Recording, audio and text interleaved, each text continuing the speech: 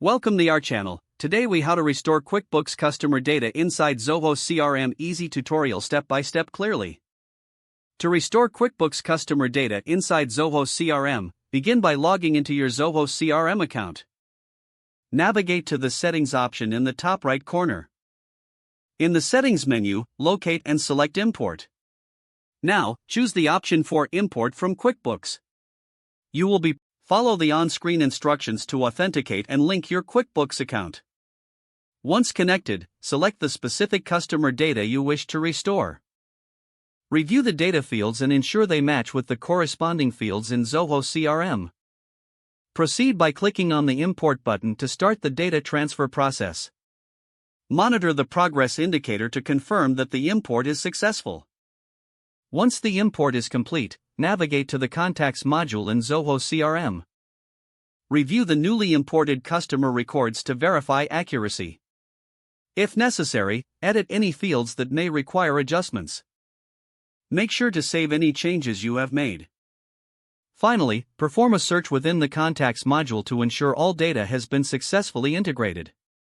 If the page does not load, refresh the browser or try again in a private or incognito window. Make sure you are using the correct email address, then retype it carefully to avoid small typos. If your password is not accepted, use the Reset option and create a new strong password you can remember.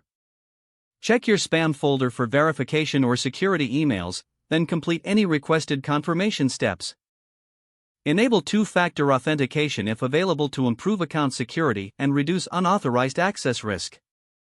After signing in, review your profile details so your contact information and settings are accurate and current.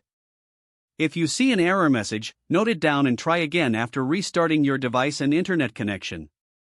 Log out when you finish, especially on shared devices, to keep your account and payment information secure.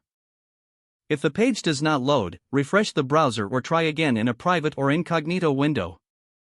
Make sure you are using the correct email address, then retype it carefully to avoid small typos. If your password is not accepted, use the Reset option and create a new strong password you can remember. Check your spam folder for verification or security emails, then complete any requested confirmation steps. Enable two-factor authentication if available to improve account security and reduce unauthorized access risk. After signing in, review your profile details so your contact information and settings are accurate and current. If you see an error message, note it down and try again after restarting your device and internet connection. Don't forget to like this video and subscribe to our channel for more step-by-step tech guides.